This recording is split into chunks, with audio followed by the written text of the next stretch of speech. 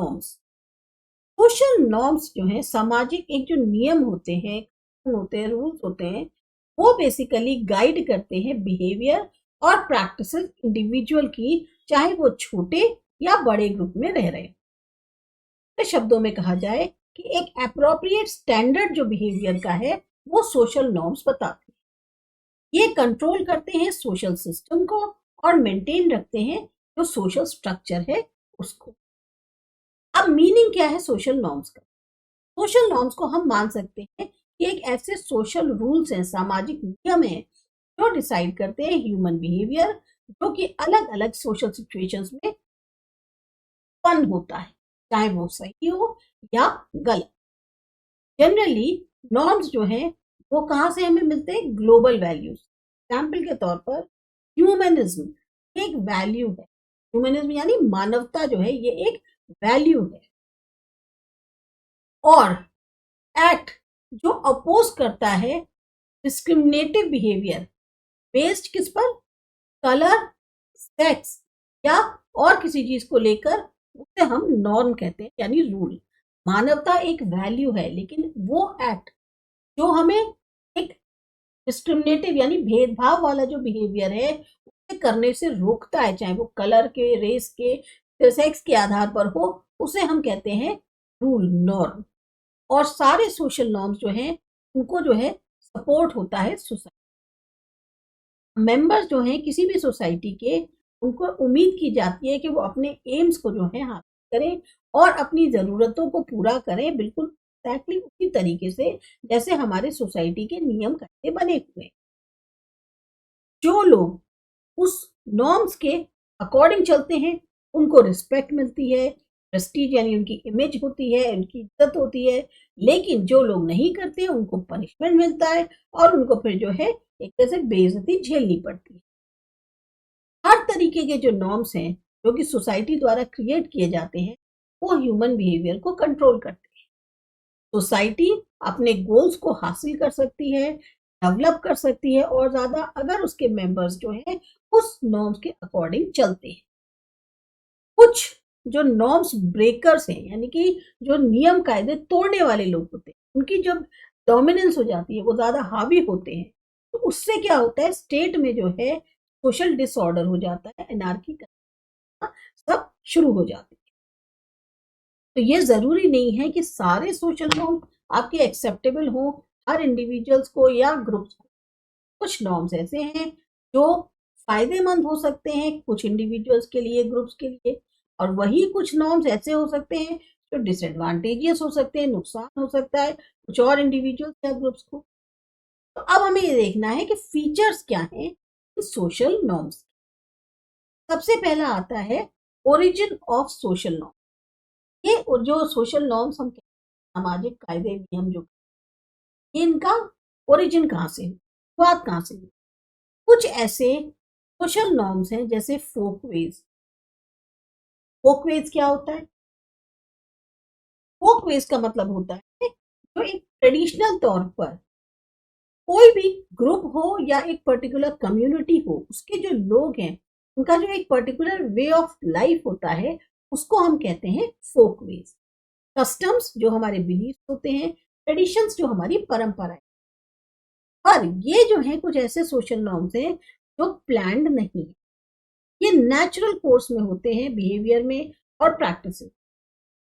Plan norms जो है वो रूल्स हैं किसी भी एक बड़ी एडमिनिस्ट्रेटिव यूनिट के, बैंक के, एजुकेशन इंस्टीट्यूट के, या फिर जो एक्ट्स स्टेट द्वारा बनाए गए। एग्जाम्पल के तौर पे लेजिस्लेटिव इंस्टीट्यूशंस जो हैं, जैसे कि हमारी स्टेट असेंबली हो गई, पार्लियामेंट हो गए, ये कई सारे एक्ट्स को लाते हैं बहुत ही थॉटफुल तरीके से, प्लान्ड वे में, और जो कि पूरी तरह से हमारे संविधान जो है उसके नेशन के अकॉर्डिंग होते हैं। जैसे फॉर एग्जाम्पल कि आप फीमेल इन्फेंटिसाइड और डाउरी को जो है रोकने वाले, मतलब जो लोग जन्म से पहले ही पता चल जाए कि लड़की होने वाली है तो उसे खत्म कर दें, या क्या कहते हैं डाउरी लेते हो, तो ऐसे जो एक्ट्स हैं वो लाया जाता है।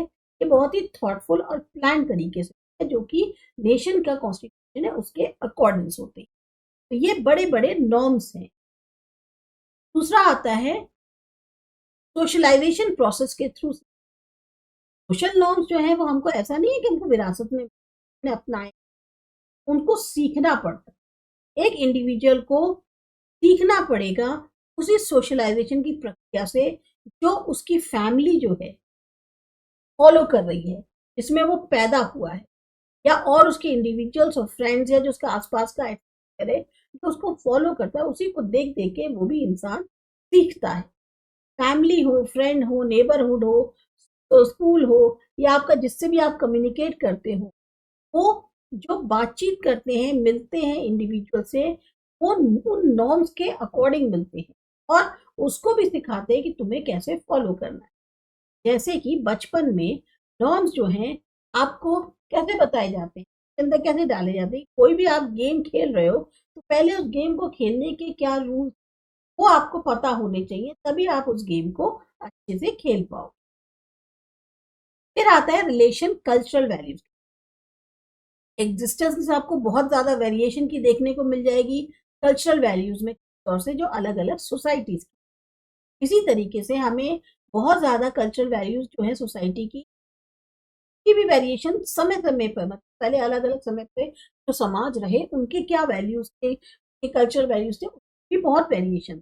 जैसे फॉर एग्जाम्पल हिंदूज जो हैं या हिंदू सोसाइटी जो है उसमें कुछ नॉर्म्स हैं जो रिस्ट्रिक्ट करते हैं मेन वुमेन रिलेशंस को, जबकि वही अगर देखा जाए तो ट्राइबल सोसाइटी जो है उसके उतने ज्यादा रिस्ट्रिक्टेड नॉर्म्स नहीं है, उनके ओपन नॉर्म्स है, लिबरल यानी लूज नॉर्म्स है।